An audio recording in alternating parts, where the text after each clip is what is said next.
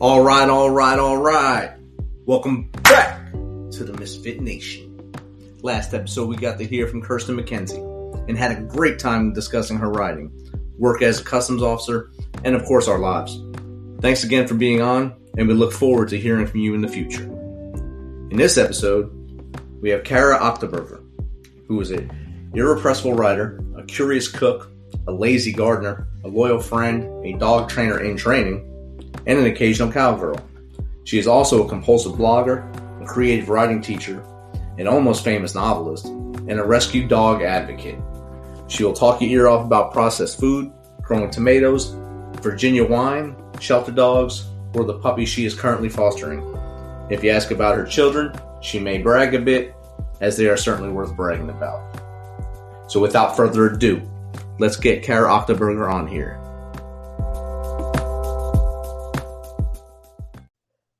All right, let's welcome to the show Cara Achterberg, a foster dog mom, a foster dog advocate, an overall great person for doing that. Welcome to the show. Thanks for saying that, and thanks for having me. Awesome. So if you don't mind, why don't you tell us a little bit of your story from as far back as you want to go to where you are now? Well, that's a long story, but I'm going to start with just probably the last 20 years since I'm a mom of three, and we live on a small farm in Pennsylvania, and where we raise chickens and lots of fruits and vegetables and horses until just a few days ago.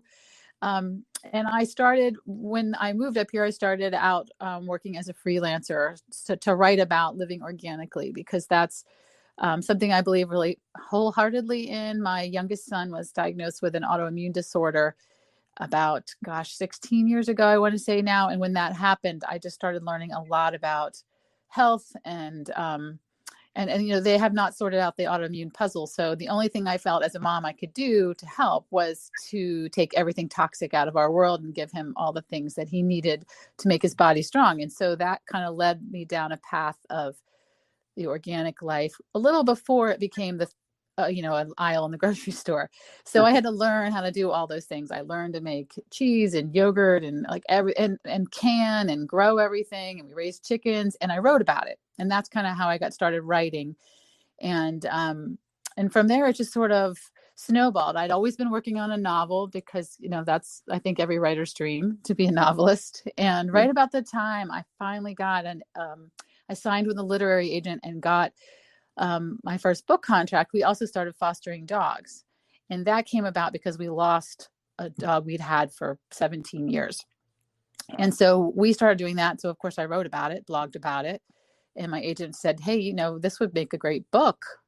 So then I wrote a book about it, and we continued to foster dogs through that book and it coming out. And from that, I started, basically after having a really difficult foster dog, I started to wonder, where are all these dogs coming from? Why haven't we solved this problem as a country? Why, am I going to be fostering when I'm 100? I didn't want to be fostering when I was 100. So I traveled south and I started visiting shelters, and what I learned and what I saw just shocked me. And which, for somebody who's up to their eyeballs in fostering and dogs, it shouldn't have, but it did. And it still does every time I go down there. And now I've been down there a lot of times. And with a photographer friend, we founded a nonprofit initiative called Who Will Let the Dogs Out. And we try to raise awareness and resources for shelter dogs and people who fight to save them.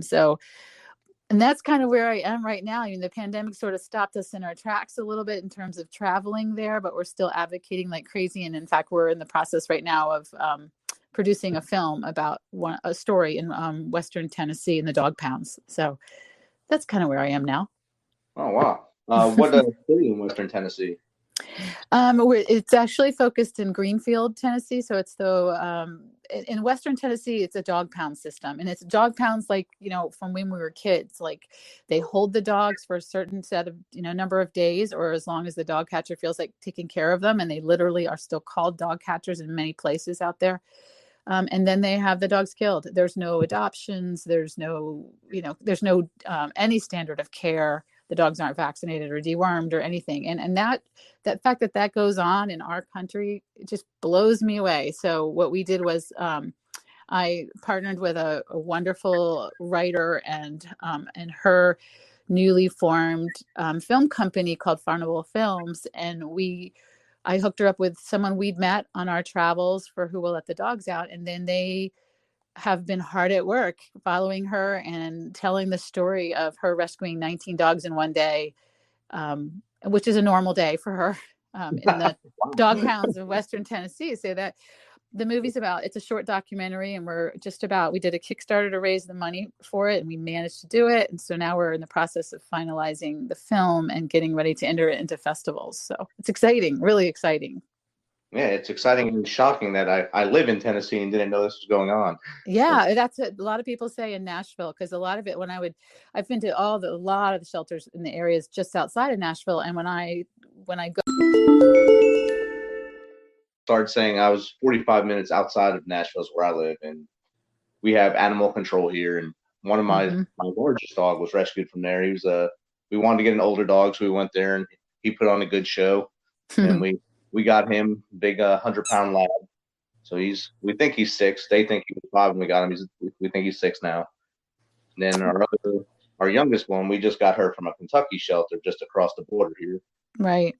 She's 1.5. She's a lab corgi mix, but it was night and day between the two shelters, the one in our county and the one in Kentucky. The one in Kentucky, just like you were saying, in Western Tennessee, the standard of care. Yeah, it was dog pound, and basically in the middle of a field, and relying on people's good intentions to come feed them, basically. That's exactly what goes on in too many places. I've been in a shelter like that in the southwest part of Virginia, and also southeast of Nashville. There's a couple places like that where it's just again, it's so close, about an hour southeast in Franklin County. I'm amazed at what is happening there. It's just so sad. And then if you go even further south, because now we've traveled into down through Alabama and Mississippi, it's hard to believe, but it's actually worse. Mississippi doesn't even have shelters, so you can imagine what goes on down there. It's heart-wrenching, and it shouldn't be going on. Not when you living up here in PA, just none of that. When I tell people stories of what's going on down there, they can't believe it. They just, and I don't think they do believe it.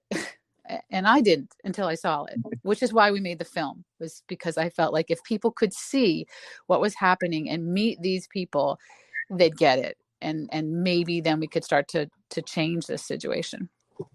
I hope so, because like you said, I was shocked to hear that it's happening right here in Tennessee, and I live here, so it's just not something that's broadcast local. That's not something that makes the news unless someone kills too many of them at once, I guess. Right, exactly. And even if they do kill too many at once, it's unless somebody finds out about it and somebody with some clout gives attention to it. That's the only way it gets heard. Oh, definitely. And that's when someone will finally put their foot down and say, we want to hear about this. And it'll be in the news for a couple of days and then disappear. Yeah, that's why we're hoping this film will make it. We're entering it in film festivals all over the country, hoping to shine the light on this and bring some attention and help in Tennessee. And then from there, if we're successful in any way, shape, or form with this, we hope to make more films. I've got so many stories I've been to 50 shelters and dog pounds and rescues now, and I just know so many incredible stories and people that are just like Amber, who's featured in this film that we're working on now, they're just heroic, and the battle they're waging is it's incredible, and it just should not be going on. I can't tell you how many times I've stood in dog pound and thought, how can this be happening? I'm looking at it and I can't believe it's happening. So I know, and I know it's fixable too. I saw so many places that I visited where they're doing amazing things, where they've turned the shelter where they were killing 90% of the animals, and now they don't kill any, except in extreme cases. And it can be done, and it doesn't even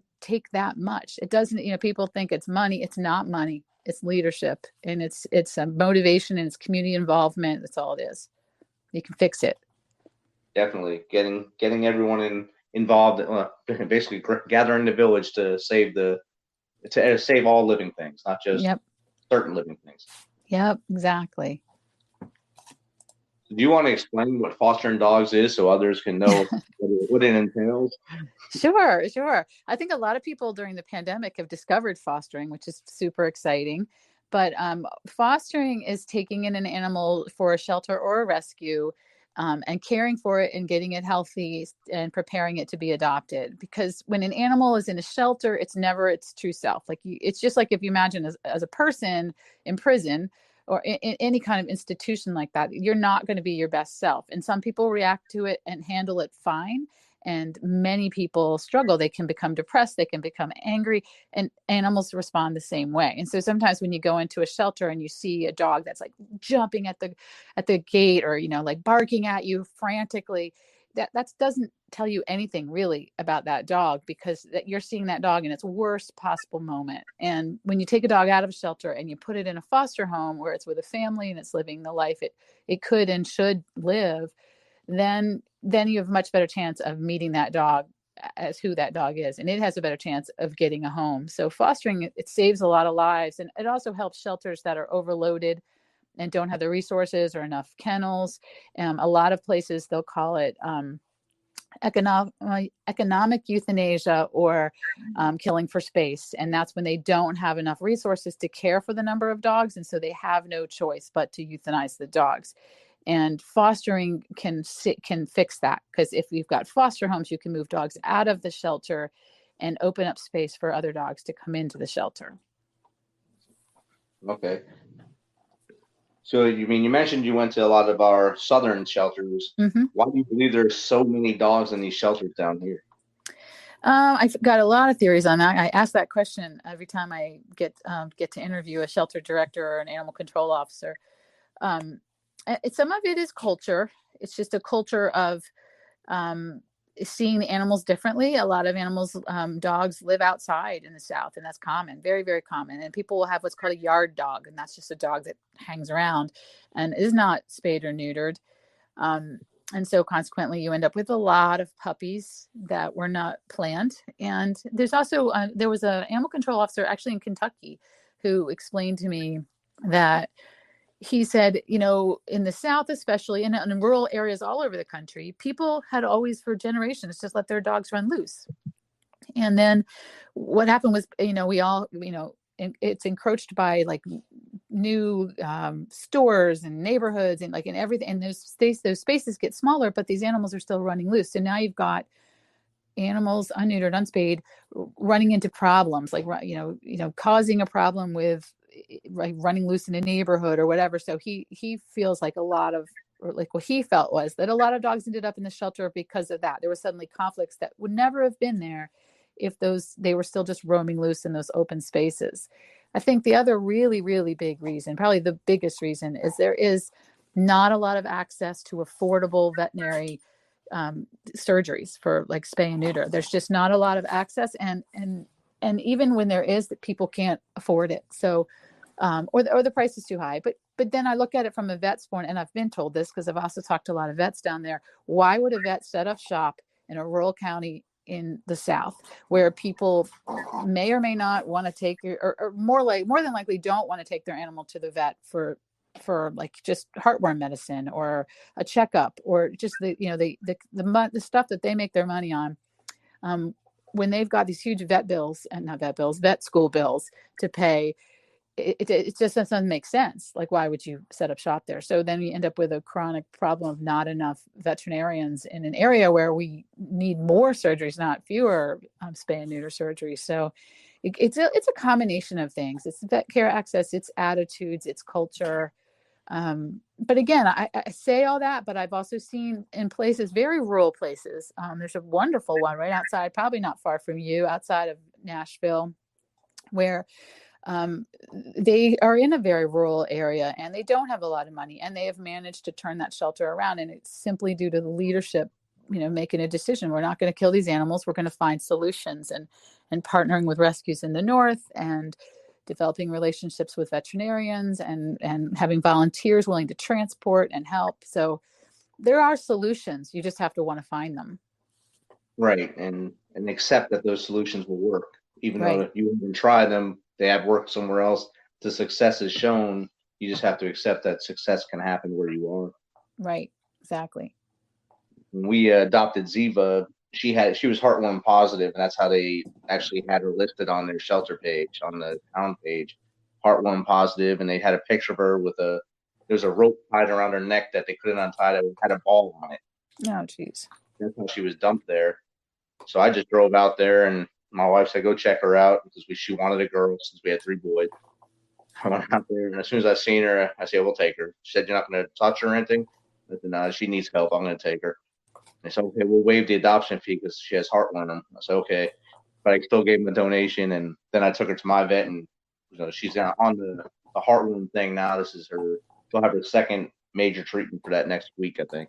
Oh gosh, that's awesome. Yeah, heartworm is a huge problem in the South because it's transmitted by mosquito bites, and so and it's so preventable with just a monthly preventative, and you'll never have to deal with heartworm ever. But it's not a cheap preventative, and and almost every shelter I went to, they don't even give them because they just don't have it in their budget. I mean, they barely have money for distemper shots or rabies shots, and obviously not money for spay and neuter. So heartworm's a huge issue, and it's very expensive to treat. You probably found that out. I mean, it can be about $1,500 to treat it in most places, unless you've got a very understanding vet who, is willing to try other methods or give you a break. It's really expensive. And so it's the reason why a lot of dogs die in shelters in the South is they're heartworm positive and they can't get rescue, and the adopters they shy away from it because it is expensive to treat. Yes. And like her older brother, Enzo, the one I got from the shelter here, he was also heartworm positive. So we had just got through with him. Oh, geez.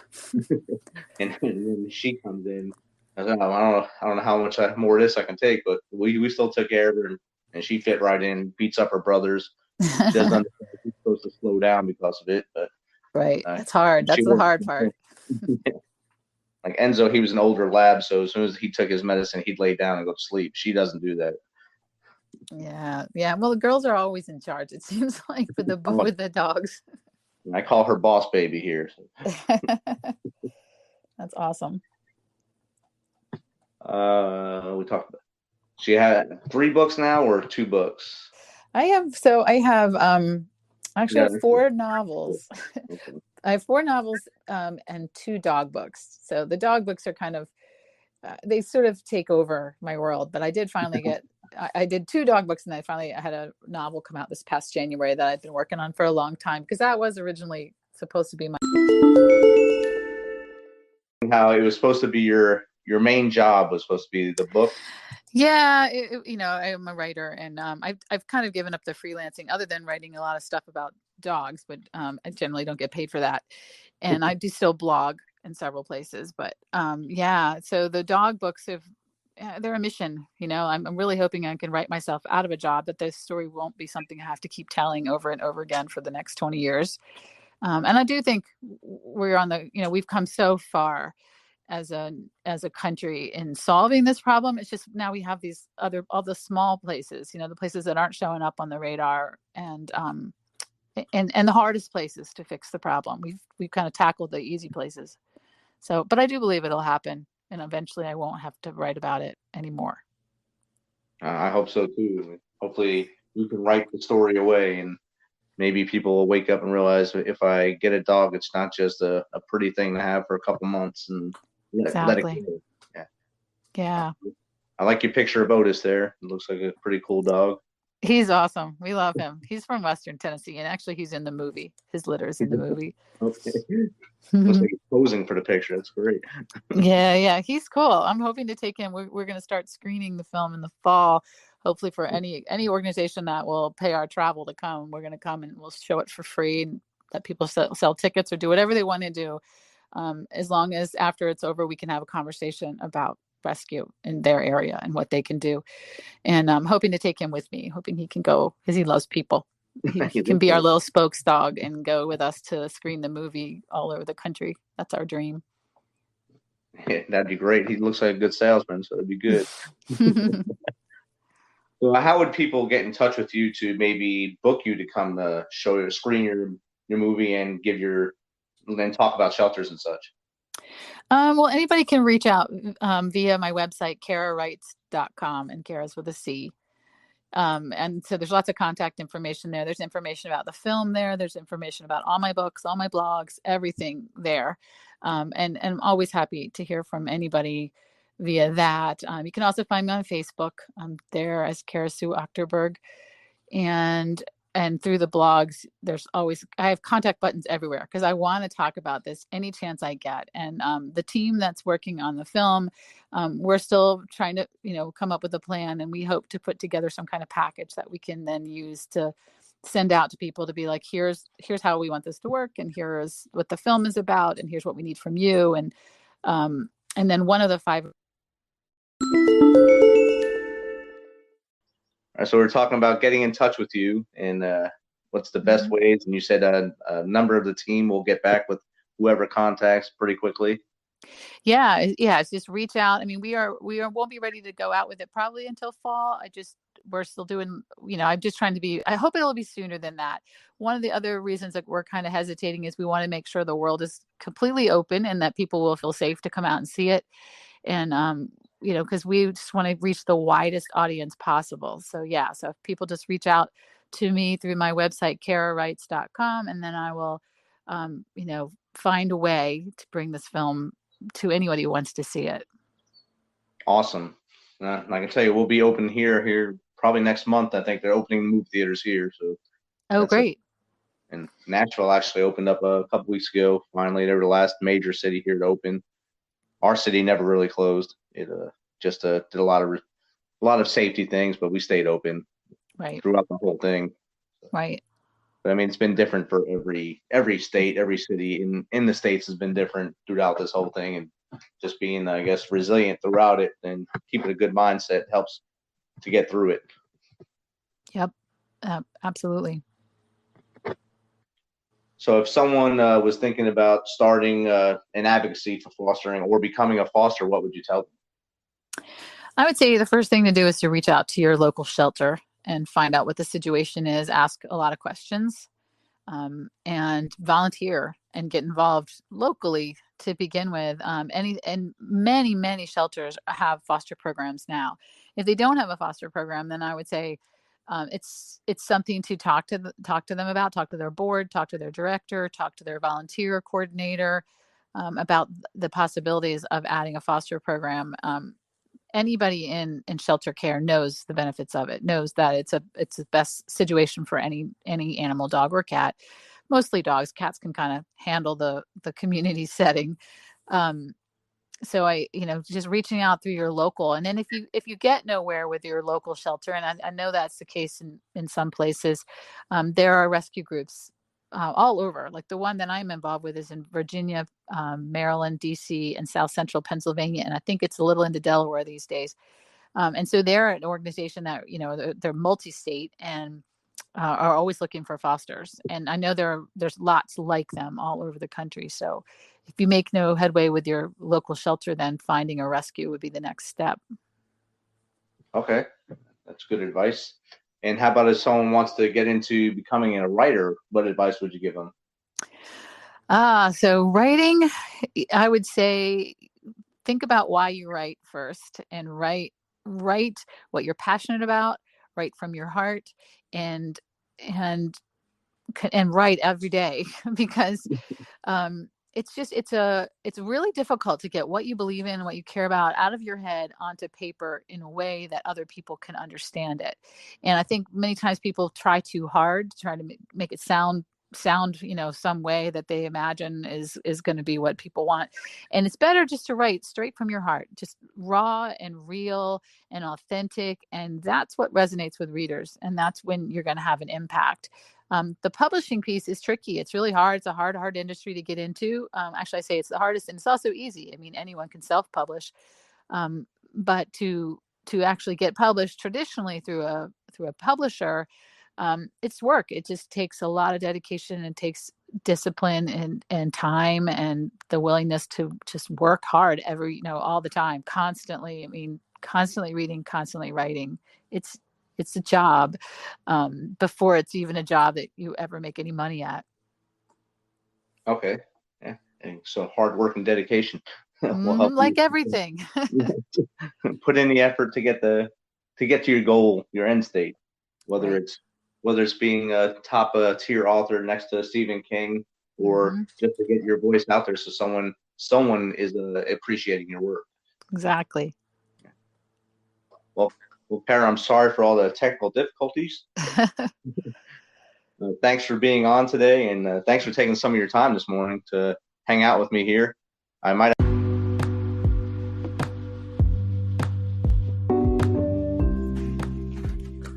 That was great chatting with Cara Achterberg.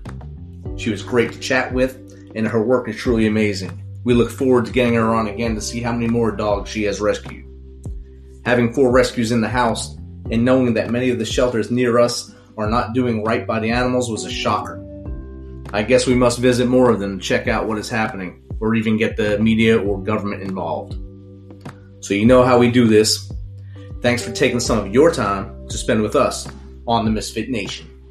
Be sure to hit that subscribe button and share the link as much as possible. We appreciate you. As always, till the next time, be humble, stay hungry, and keep hustling, because we are the Misfit Nation.